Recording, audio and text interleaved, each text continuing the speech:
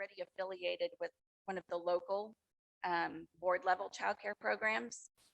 That's awesome. I'm glad you guys are here. Probably a lot of what you're going to hear today from me will resonate as things that you already know in the back of your mind, and that are part of your purpose and the work that you do.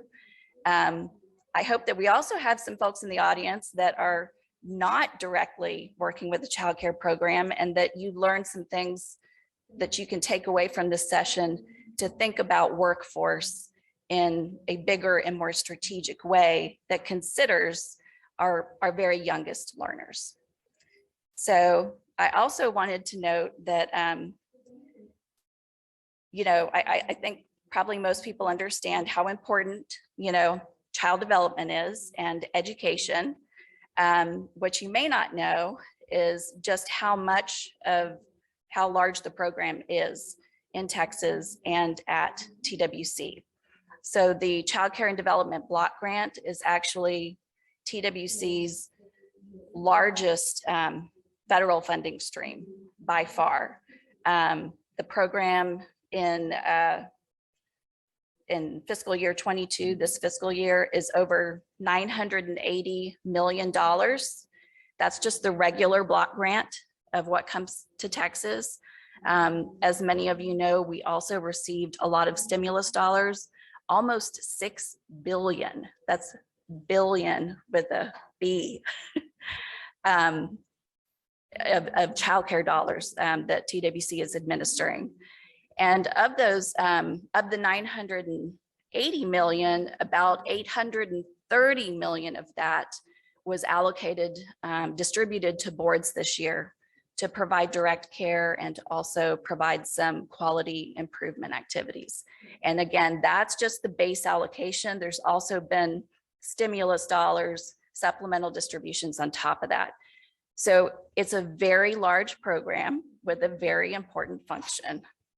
So let me go to my next slide here. So some of the things we're going to talk about today, we're going to talk about some of the key factors around early brain development. And more importantly, we're going to talk about how that early brain development and healthy early brain development translates into workplace soft skills. It really does starts from birth. The tiniest are learning and their brains are being built, and neurons are making connections, and how that all happens has lifelong impacts, including what kind of worker and contributor that individual ends up being as an adult. And then finally, we're going to wrap up by looking at some of the CCDF funded initiatives that exist at both the state level as well as opportunities at the local level, to get you thinking about where there are dollars available that you might implement some initiatives that could support our youngest learners and that healthy brain development. So before I move on, could I get a show of hands of how many of you work solely on the child care program? Okay, so that's maybe a little more than half. How many of you work with child care plus other workforce programs? Okay, just a few. And how many of you don't work with the child care program at all? You've got some other role, maybe you're a board member. Any board members in here? No board members. Any other workforce partners like VR or? Okay. Okay. So again, I'm going to be preaching to the choir this morning. So I have a couple of charges for you. I would like you first to think beyond what your current role is in terms, you may be very focused of getting children, getting families enrolled in care, or getting providers, up to a certain star level in Texas Rising Star. I want you to think bigger and think about those babies that are part of those families you serve, that are at those childcare providers you work with, and really think about what healthy brain development means and what impact you have on that.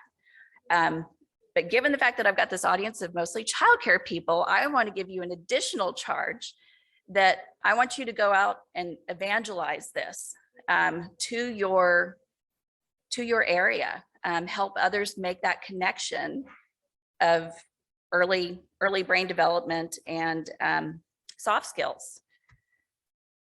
So here's what we're going to cover. We're going to talk a little bit about what soft skills are, executive function, which is a critical brain activity for soft skills. And we're going to talk about, again, why it matters to workforce systems and how you can support those young learners. So raise your hand if you've ever dealt with a difficult coworker, employee, boss, customer.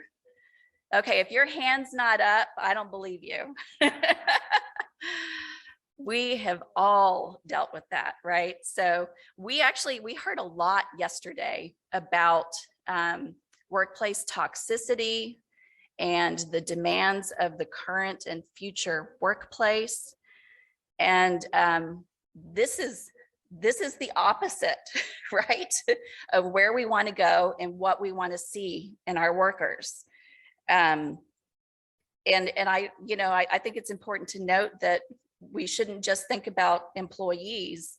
We should also think about our leaders, right? When we heard, one of the things that we heard yesterday was that people don't leave companies or organizations, they leave bad leadership, right? Well, many times that bad leadership comes down to these negative workplace behaviors.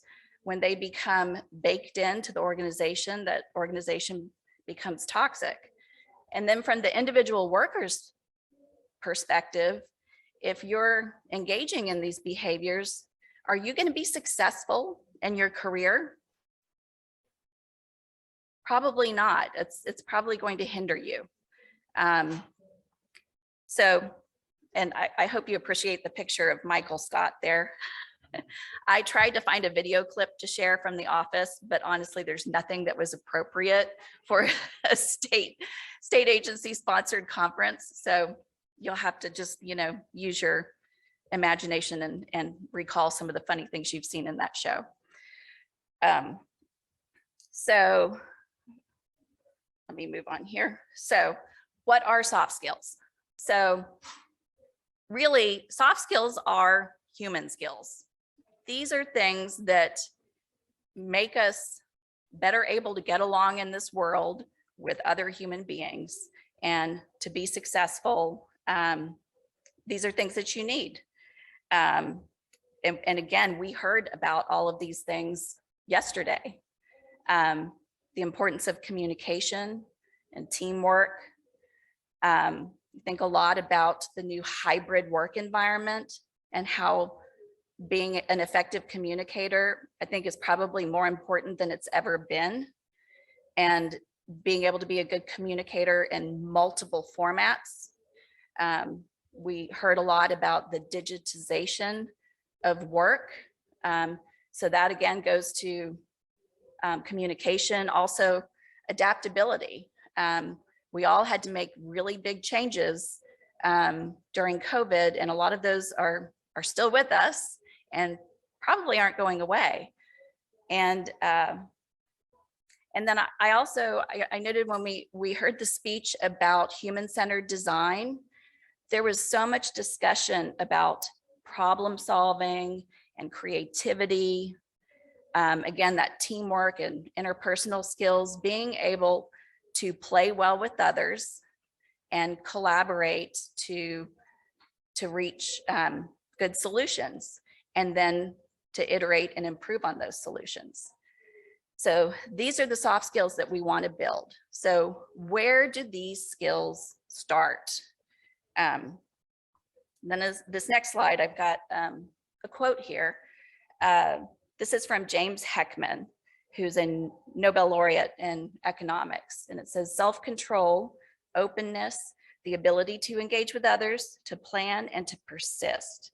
These are the attributes that get people in the door and on the job and lead to productive lives. Raise your hand if you know who James Heckman is. Thanks, Shay. No, that's good. I'm glad you don't know, because I get to teach you about him.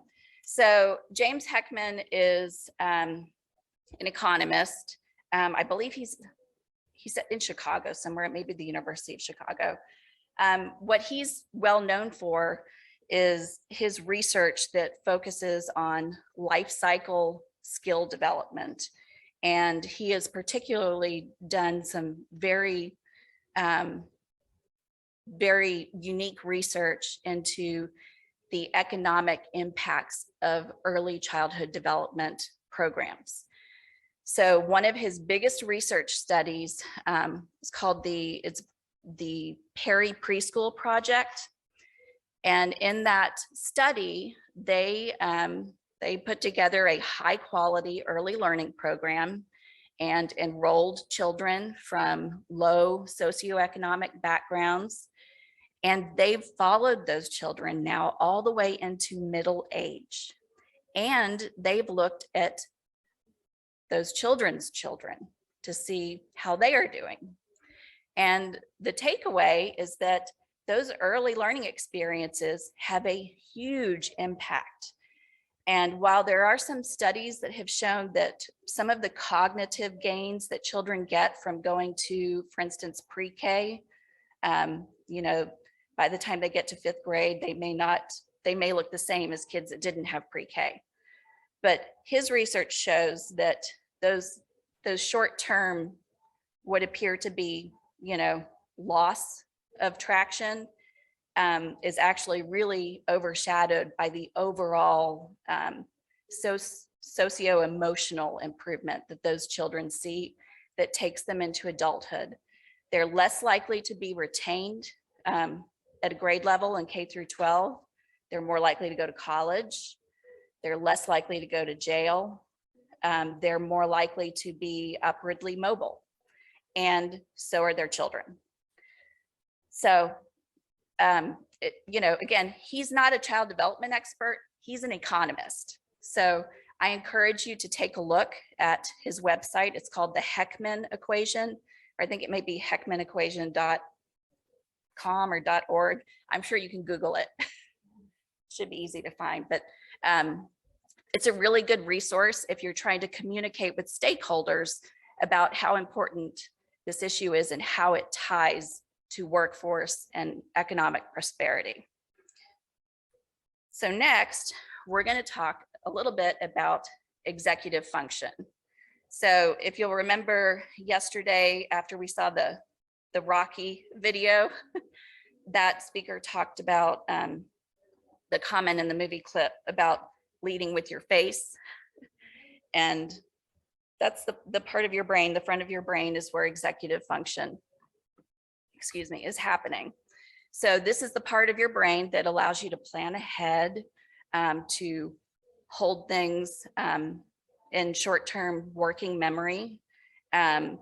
It's what gives you impulse control and lets you follow directions and keep your focus, or when you get distracted, to come back to what you need to focus on.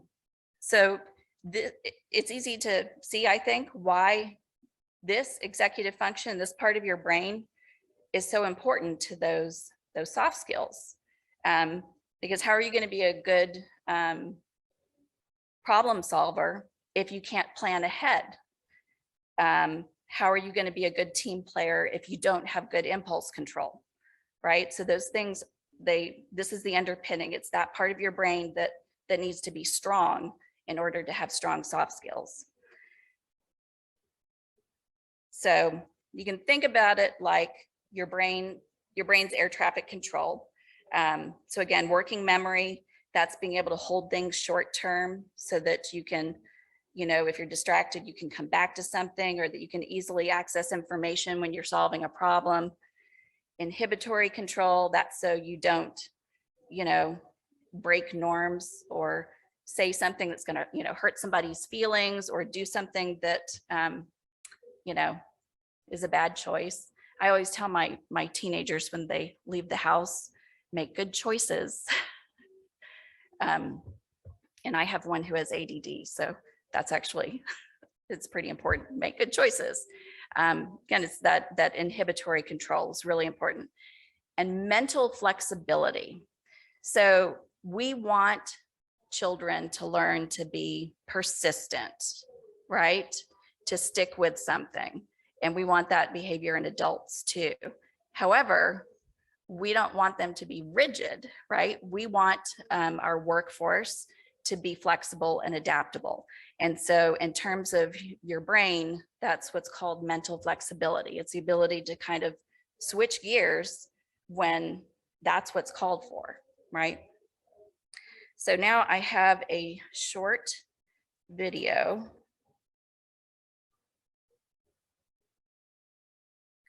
Gosh, and you guys don't need to see all of my notes, but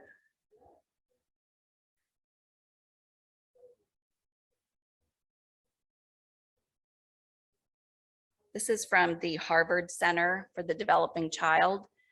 This is another great resource for lots of overview information about brain development. Science tells us that brains, minds are built, not born.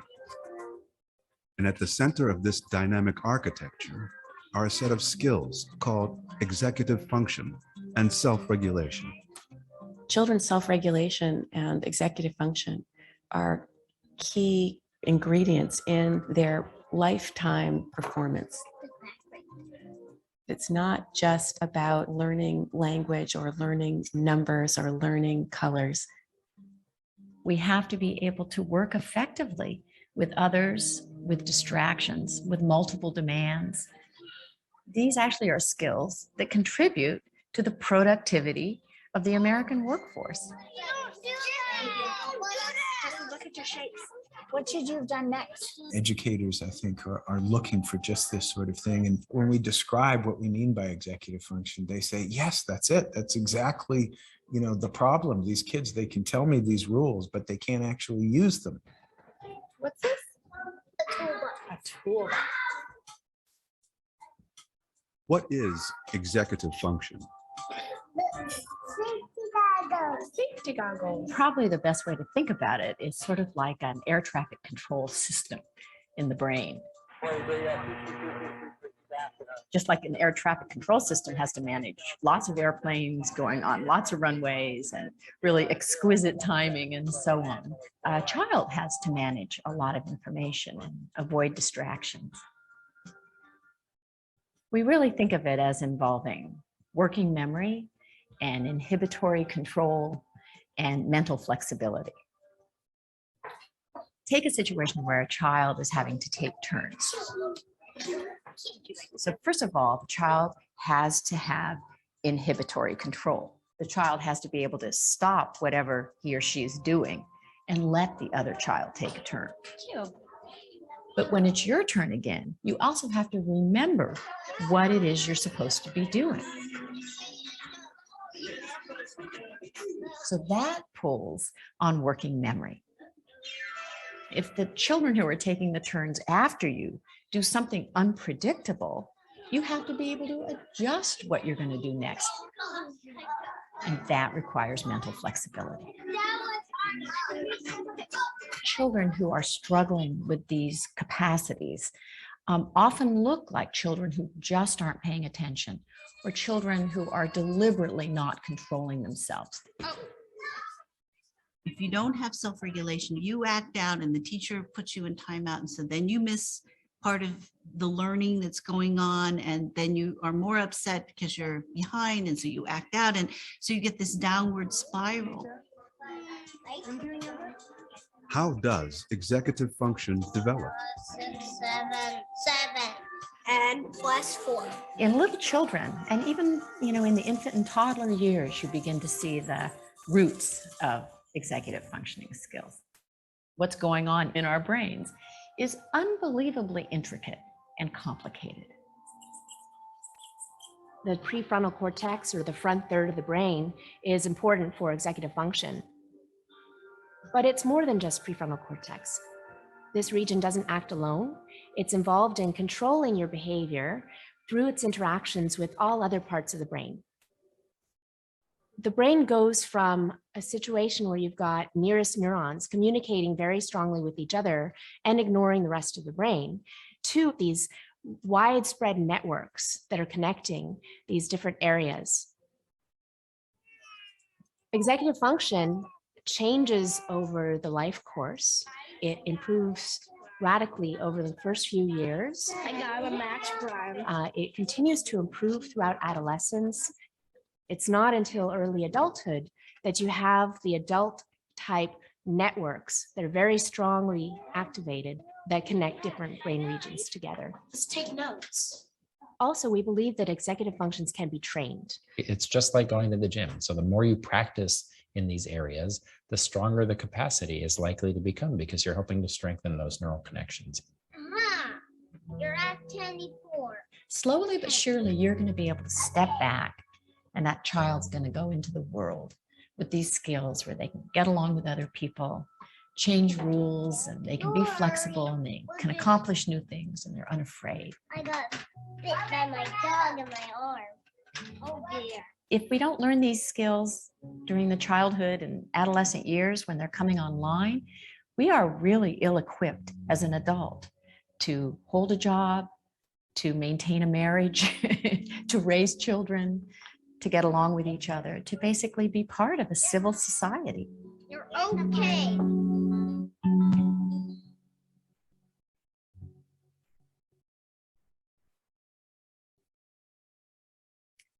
Okay, let me get back here.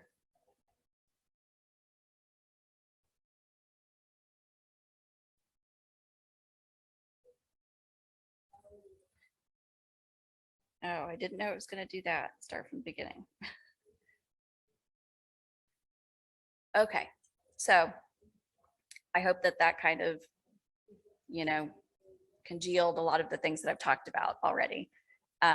This is just a reminder of what that critical period is for brain development. And you'll see, oh, is it still playing? Hopefully not. So it's really the first 3 years that are the most critical period for brain development. So this really is when you want to ensure that children are having the highest quality experiences. So now I'm going to move into some examples of what adult behaviors and child behaviors that adults can support may look like to support healthy brain development.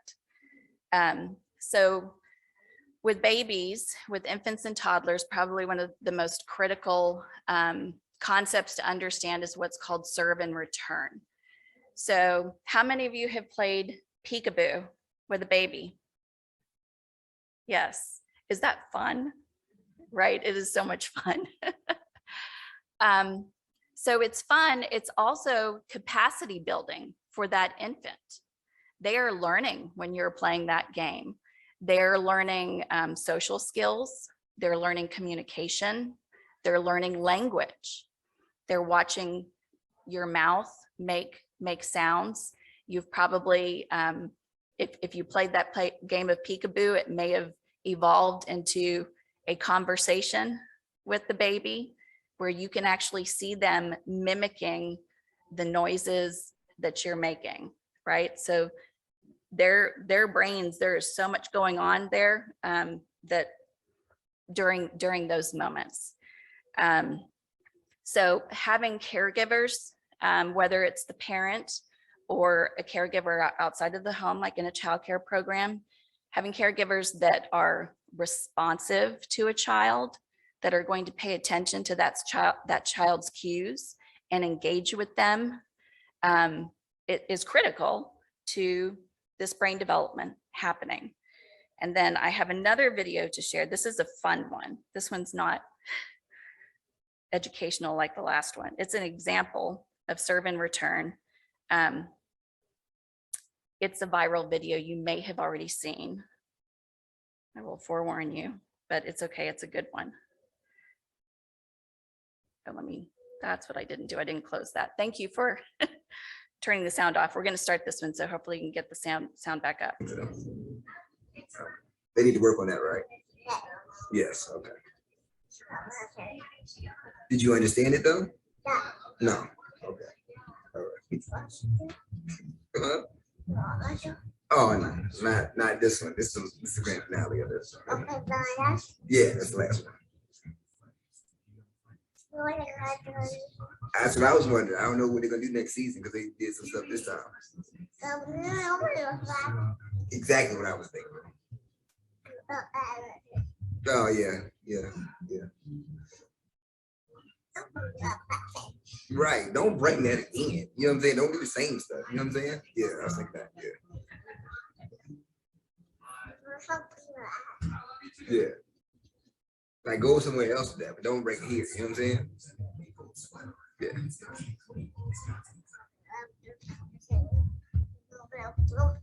That's what I said. Then it was like, you know what I'm saying? And I was like, what in the world? But don't do that here. You know what I'm saying? Yeah.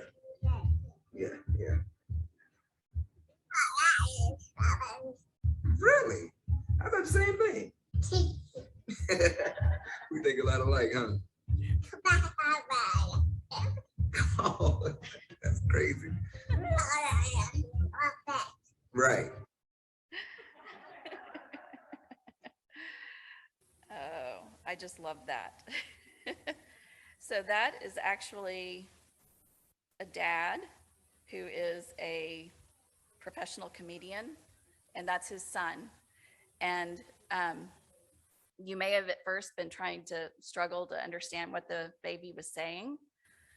Well, the baby wasn't saying actual words, right? But the baby was communicating and they were having a conversation. And did you notice how the dad not only had the back and forth with their language, the verbal part, but he also was mirroring the child's gestures.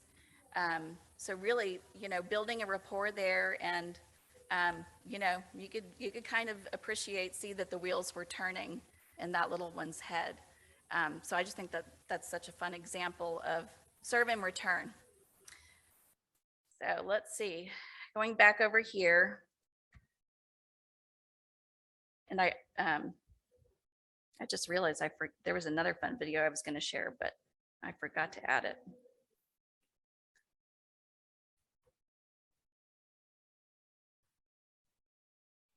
Okay, so as we think more about toddlers and preschoolers, one of the most important things that they learn, really using that executive function, is self-regulation.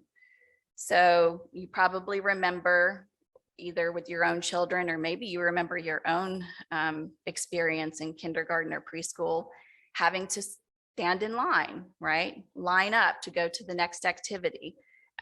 Those transitions and being able to follow directions and adhere to a structure, that requires a lot of self-regulation. So another part of this self-regulation is children developing independence and being able to gradually take over doing things for themselves, and to be persistent when they have trouble doing something. We don't usually get it right the first time. And again, this kind of goes back to what we heard yesterday about human-centered design, that really high quality results require iterating, and it requires making mistakes.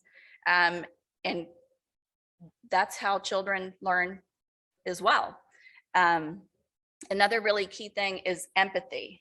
And I think, again, a lot of what we heard yesterday emphasizes the importance of empathy. You need to be able to understand others' perspectives, to be able to put yourself in their shoes in order to have those strong soft skills and to do well in a workplace and in a team environment.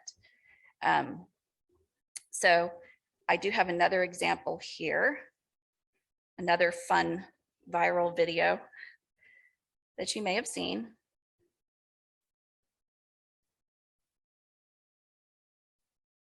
I apologize, my computer is very slow this morning.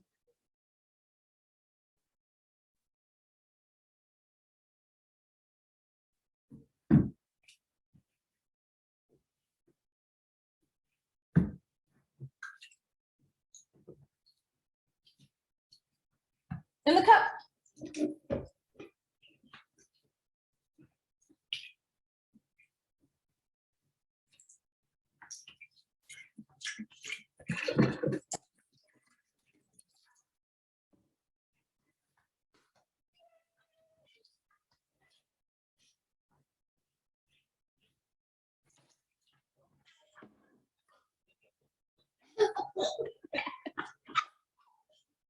No. I'll get some.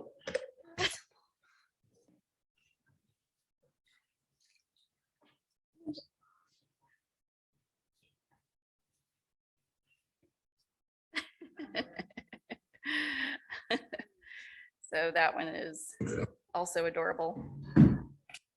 Let's close this. So you saw her trying very hard to do something that it looked like she'd probably not done before, at least not with a bottle of juice that size. And she persisted, right? And trying to get it. Mom had to give her a little, pointer, like over the cup. She finally got it over the cup, and had a little surprise there when she drenched herself. But you noticed that there was still a little bit left in the jar, and she picked it after she dumped, which that would be an example of, a toddler that maybe hasn't learned got inhibitory control fully yet, which we know toddlers, they're learning that. So, but after that, she picked up that jar again and dumped the rest of it into the cup. And the second time she got it right over the cup, right? So she's learning a lot there. Let's see, I'm gonna go back to my presentation. So the other thing, I'll just tell you the other video that I had thought about including, but I didn't, which is probably just as well because I don't think we have time, was the Marshmallow Test. How many of you have seen videos of the Marshmallow Test? Oh, okay. So when you leave here, you need to go look for that. There's a bunch of videos, a bunch of people have done this. It started out as a research experiment, and it's been replicated many times, sometimes I think just for fun. The researcher would take a young child, usually somewhere between like the ages of 2 and 5, and bring them into a room with cameras and put a marshmallow down in front of them and tell the child, you can eat this now, or you can wait.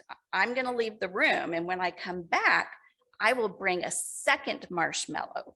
And if you have waited, then you get to have 2. And it is hilarious to watch those kids on video. It's like torture for them sitting there, and you'll see it's only like 5 minutes that maybe they're left, and you'll see some of them pick it up and like lick it or nibble around the edges or inhale to smell it. And you can also see sort of the progression in children's development, because it's the youngest ones, the 2-year-olds, that are just pop it right in their mouth, and then as they get older, you can tell they appreciate, what they're going to get if they delay gratification, but it's really hard. So anyway, I encourage you to look for those videos. They're fun. So talking a little bit more about that preschool age group, one of the things that I think many adults and even sometimes educators of older age groups don't realize is how important play is for learning for young children. So a high quality early childhood program, play should be a really, really central component of that program, because that's how young children learn. We don't need to teach babies and young children how to learn. They're born learning. They come out of the womb learning. We need to provide the environment to allow them to do that. And so one of the examples I wanted you to think about is pretend play.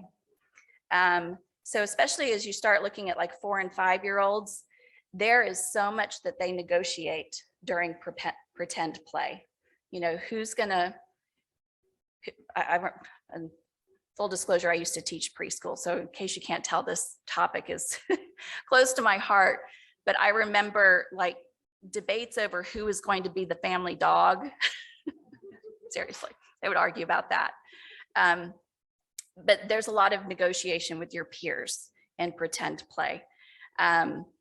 When you first came in here, you may have seen the slideshow that I was running. Those were actually pictures from my classrooms over the almost 6 years that I taught. 4 of those were pre-K. I also taught toddlers for 2 years. And there were a lot of things from the block center, the construction center. And I wanted to highlight that because most of the time it would be groups of children working together, and it would involve pretend play. You probably saw some structures where there were like matchbox cars inside the building, or toy animals or little figures. They're like building out their own little world and pretending. At the same time, they're working together to build those structures. And there's so much creativity and problem solving and teamwork and communication going on in that one activity, that it's amazing to watch when you think about it that way, and the skills that they're developing. And a high quality program is going to provide children the space to do that, and teachers that can scaffold the learning that is happening in those moments, meeting the child where they are. So lastly, well, not lastly, but before we move on to Texas Workforce Commission statewide initiatives and local funds and things that you might want to think about, just wanted to pull up this slide about the return on investment, that this is something else when you go evangelize to your other workforce partners and stakeholders. There's been research, and I can't remember, this may have also come from James Heckman, but money spent on programming for those early years is money really, really well spent. It has a much higher return on investment than if you wait and try to do job training or skills training for an adult. So important to know. Okay, let's see. I got 20 minutes, okay. So next I'm going to talk about some of our programs that support early brain development. The first one is Texas Rising Star. So I think most of you in this room know what Texas Rising Star is. Is anybody not familiar with Texas Rising Star? And don't be afraid. Okay. So Texas Rising Star is our quality rating and improvement system for the state of Texas for childcare programs. Excuse me. So QRIS is a national term, and I think pretty much all states have a QRIS at this point. Texas Rising Star is ours. So in Texas, it's only providers that participate in the subsidy system that accept children who are eligible for subsidy. They're the only ones that participate in Texas Rising Star. And it's administered at the local level. So at the local level, you have staff who go out and mentor and coach these programs to help them improve their quality and to hopefully attain a star level certification in TRS. There are 3 levels of Texas Rising Star. There's 2-star, 3, and 4-star. And there's about to be a brand new entry level because last regular legislative session, they passed a bill, House Bill 2607, that now requires all programs that participate in subsidy to become Texas Rising Star. So there will be this new entry level for them to come in. At that entry level, they have to meet they basically have to not have terrible standing with licensing. Like they need to have a limited number or, very few deficiencies with childcare regulation. But they will also have to move up to become actually certified in the program if they're going to continue to serve our children. We're working on those administrative rule changes right now. They're actually out for public comment. And you can see me afterwards if you need help finding that information, if you want to read those and make comment. But those are expected to go into effect this October. So Texas Rising Star is very quickly going to become even more important than it is now, because it's going to be a requirement for subsidy. This chart over here, this pie chart, shows the 4 different categories of program measures that we look at when we're determining the quality level of a program. So there's learning environments, administration of the program, staff qualifications, and you'll see the biggest chunk there, 40% of the program's rating is based on teacher-child interactions. And so this goes back to what we've talked about all morning, and supporting healthy brain development and development of, executive function and healthy brains. We know that those adult-child interactions are the #1 thing that support that. So Texas Rising Star recognizes that that's the most critical element of a quality program.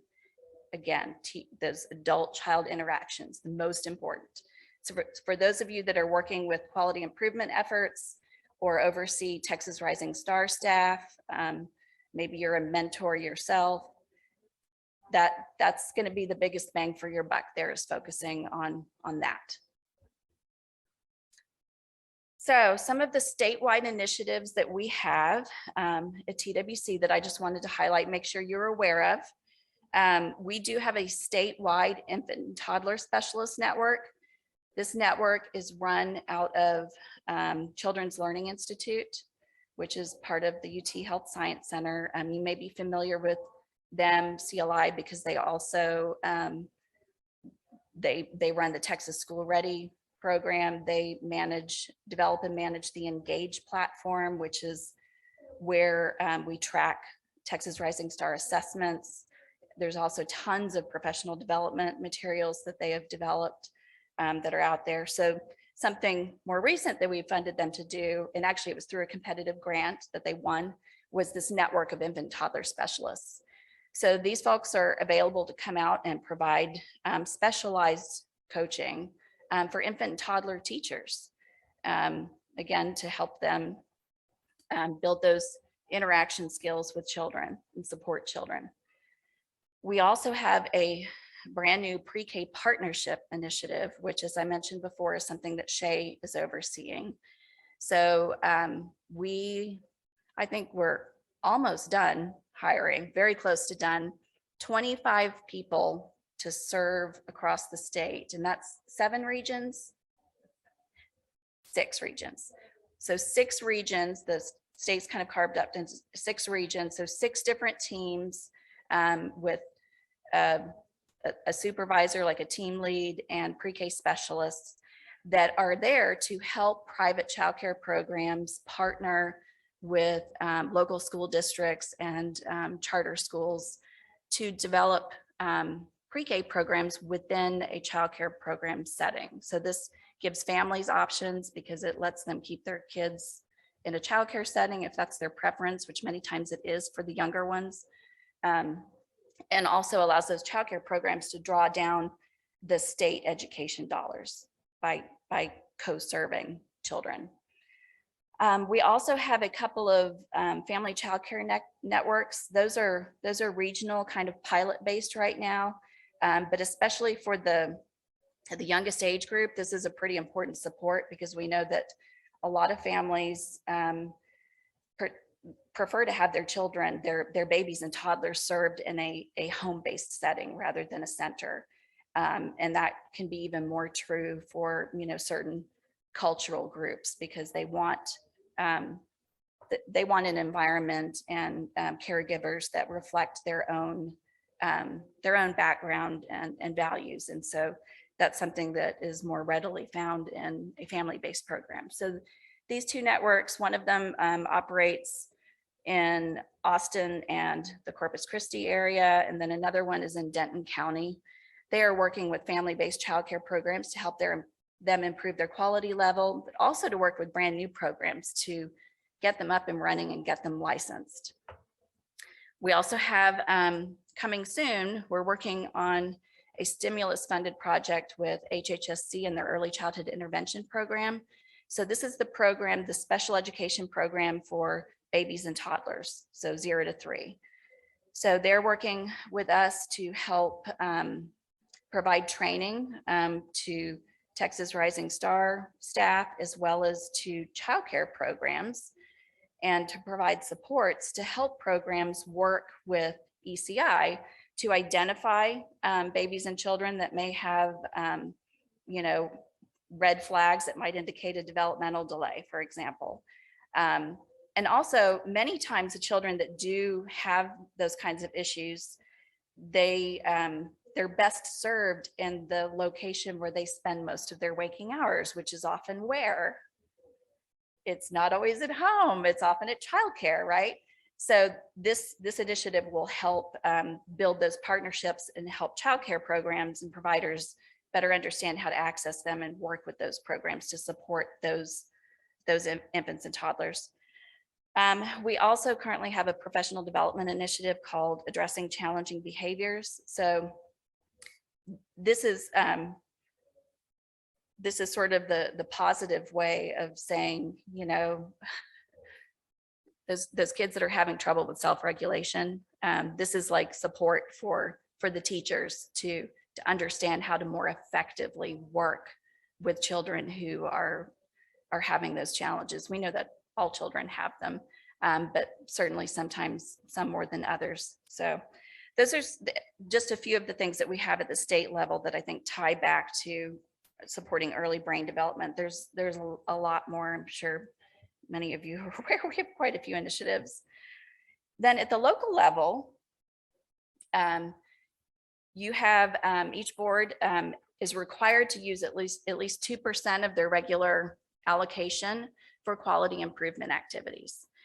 And these run the gamut. There are all kinds of things that boards do, from professional development, actual training, hosting conferences, providing CPR and first aid, to providing curriculum or books or toys for the programs.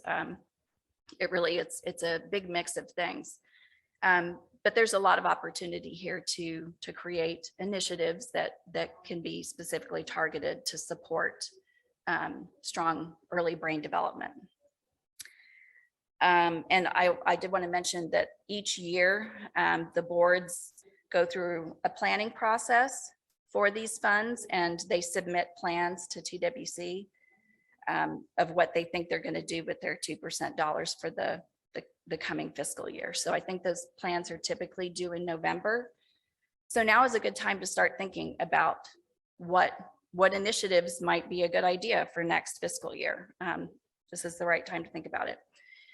We also put out recently $30 million of stimulus dollars for Texas Rising Star supports. Boards have already developed plans for how they're using those funds. If you're not sure how your area is using those funds, you can actually find those plans online on our website. That pot of money was a little bit more targeted in what it could be used for. And then, how many of you have heard of the Child Care Industry Partnership Program? Okay, good, we've got a few. So we have these two programs, Child Care Industry Partnership Program and the Matching Investments for Childcare Quality Initiatives. I think Mickey, CSIP and Mickey. So these programs both allow local areas to leverage private donations to draw down more public funds.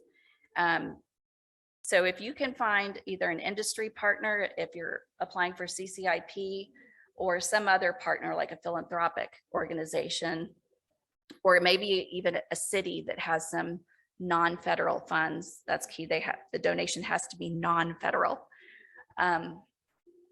You can enter into a partnership with them to design and implement an initiative that will in some way improve quality in your area, and whatever funds that private entity puts up, TWC will match dollar for dollar. So it's a pretty good deal. And there's a lot of money still on the table for that. So hopefully that might get your wheels turning if you've got some partners that might be interested in that. And then lastly, I wanted to mention a brand new effort we just announced like this week. This is another stimulus funded activity, childcare expansion. So we have a contract with Civitas Strategies, who will actually be administering grants, awards directly to brand new childcare programs or programs that are going to expand capacity. They have to expand capacity either in a childcare desert, expand capacity for infants, or it has to be an employer-based childcare program. But at the board level, you have an opportunity to apply to TWC for funds to help you support that work. The idea is that you might want to expand your business services unit to have somebody who is specifically focused on helping childcare businesses, new childcare businesses, or businesses that want to grow in your area. So that's funding that is also available. I will tell you that the deadline for applying for those funds is July 31st. So that's coming up here pretty quickly. So that is everything that I have. We've got 5 minutes for questions. So raise your hand if you have a question, and please wait for the mic.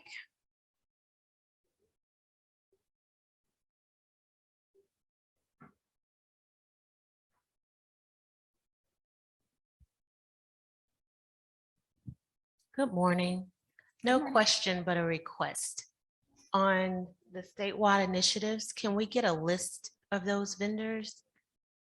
Of the vendors? The ones that's been selected Yeah, for some of the projects, because I want to reach out to them as well. absolutely. Okay. So just for the ones that were on that slide, or more broadly? Okay, we can do that. Other questions? We have no virtual questions, so audience here.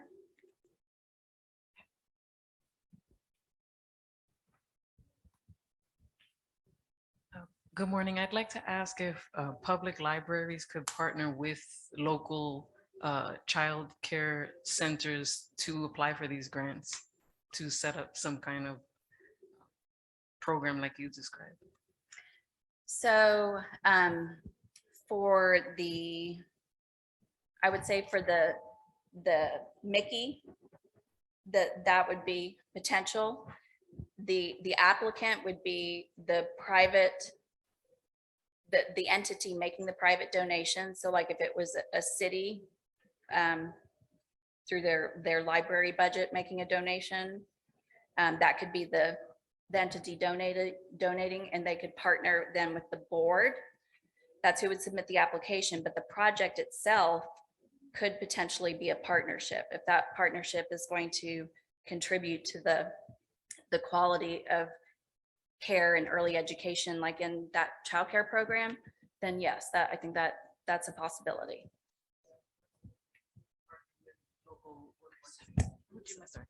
The first step for public libraries would be to partner with their local workforce development board. That is correct. Thank you. Yep. We do have an online question, and they are asking if there is any opportunity that they can get this information all placed in one location for the funds. Like in terms of funding, where can they go as a resource to get all the information that they need? So we actually have, oh, that's a good question. I don't think we have it all in one place. We've got it in 2 places. I think we could probably put together a listing that we can share out. And I assume that like if we have additional materials to share along with the presentation, that we can make that available. Absolutely. Okay. So we can do that. Any other questions?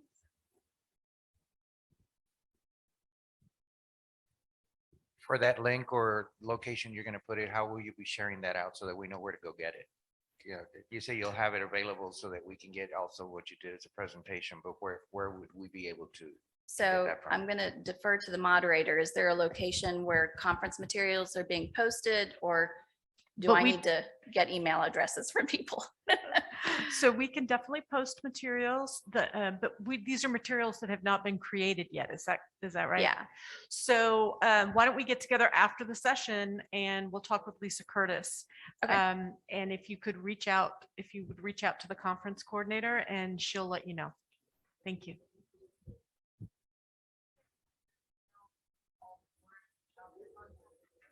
Yeah, Shay made a good point. We maintain a distribution list of all the local childcare contacts. So in addition to making the materials available through the conference materials, we can also send it out to each local childcare contact and ask them to share. And Allison, do you have your contact information that people can reach out to you with? Yep. So it's Allison. There we go. Allison, 2 L's, .wilson@twc.texas.gov.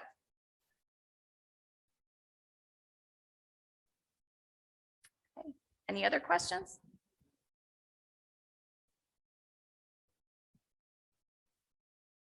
All right, you guys are a quiet bunch. It's early still, right? All right, thank you.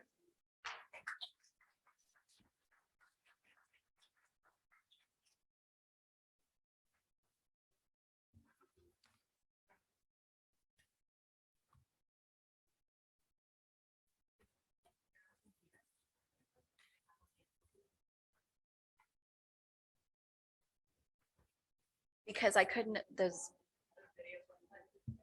do I turn this off?